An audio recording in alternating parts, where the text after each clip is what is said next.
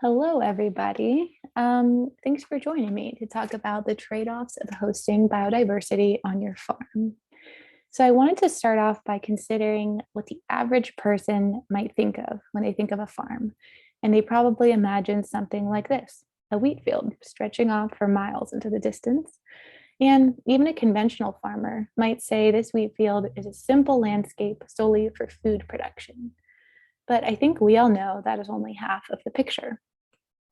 As organic producers, you might look at the same farm and see something else, all of the uncropped areas of land.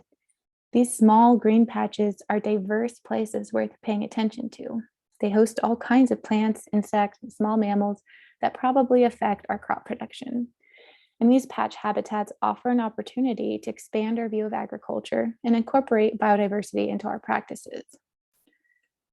So incorporating these two ways of seeing is what I think of as agroecology, a view that values land for its food growing value and its biological wealth.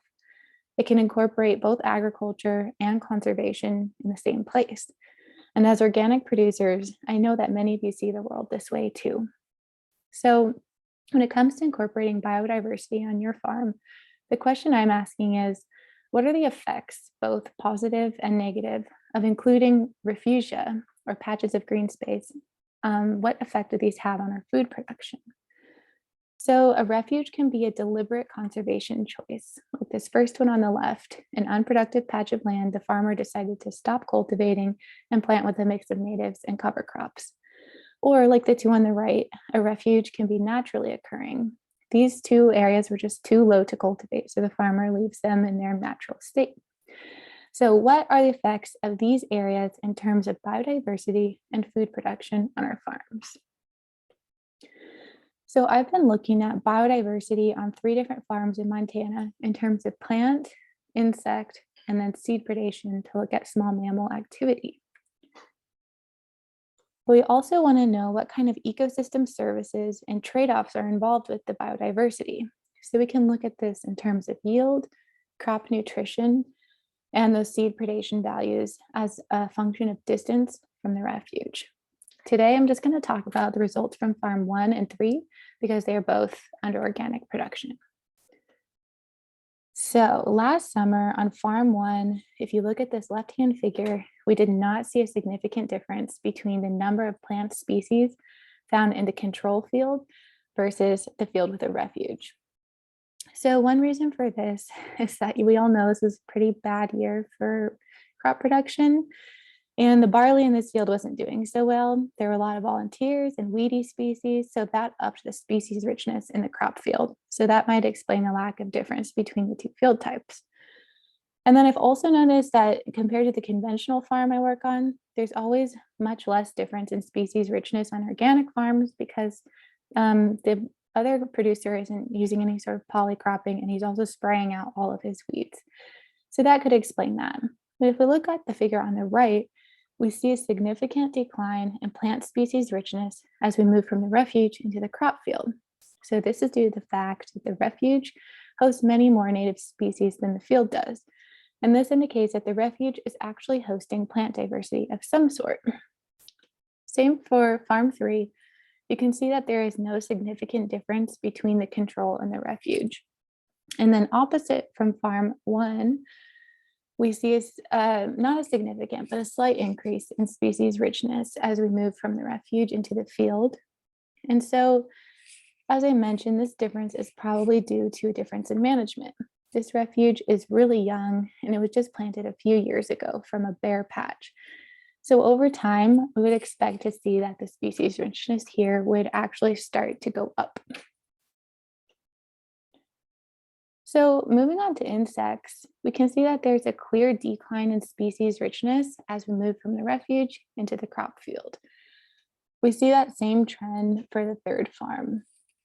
But of course, more insects does not mean more beneficial insects. So we want to break down the insect data further to look at orders of insects and think about what sort of services or disservices they might provide to the farm. So here we're looking again at differences between a control field without a refuge and then a field with a refuge. That first orange box for Hymenoptera, That's an insect order that is typically associated with bees, wasps, a lot of pollinator species, but can also include pest species like wheat stem sawfly. Then that next box in yellow is spiders, which often offer pest control services. And then the blue box is mostly dragonflies that are both pollinators and pest predators. So we can see that in this particular farm, the refuge is hosting a lot more of these pest predators and some pollinators than the control field. We can also look at this in terms of distance from the center. And we see that in the control, the more you move from the center of the sampling web in the control, it doesn't seem to matter. Whereas in the refuge, that green line drops significantly, and that's for beetles. So this would mean that in the middle of that refuge, there's a lot more beetles than there are in the crop field. So once again, that's a sign that the refuge is hosting a beneficial insect, since beetles are often weed seed predators and they're associated with soil building and some pest predation. So another way to look at this is to use a correlation matrix. And this kind of connects what plants are hosting what type of insects. Basically, this shows when one type of plant is present, what other things are more likely to be present. This could tell us what sort of plants are beneficial insect habitat and which ones provide pest habitat.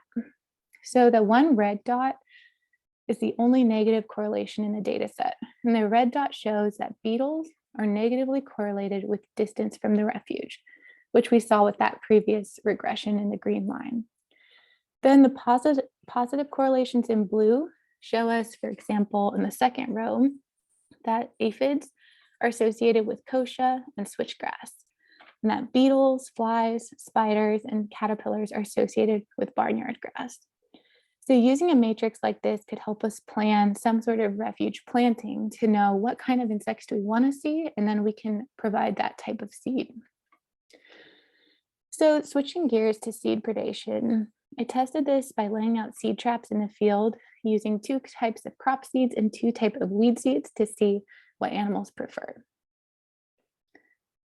So the results from this year show for that first farm, we have 2 positive services. Essentially, there's more weed seed predation in the refuge, and there's less crop seed predation, which is what we would want to see. And then on the third farm, we see that there's more weed seed predation in the refuge, which is good, but there's also more crop seed predation, which is not really a desirable service. Then moving on to yield analysis, one way to look at what effect a refuge has on yield is to break it down into these buffer zones. So each of these rings is a 20-meter zone, and then you can see on the right, I can look at the yield data within each buffer zone.